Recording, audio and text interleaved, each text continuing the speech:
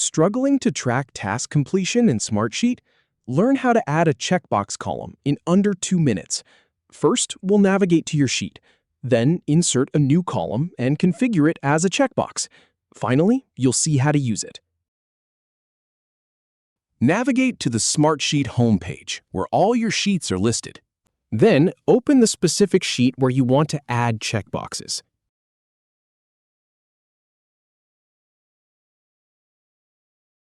Right-click on the column header where you want the new checkbox column to appear.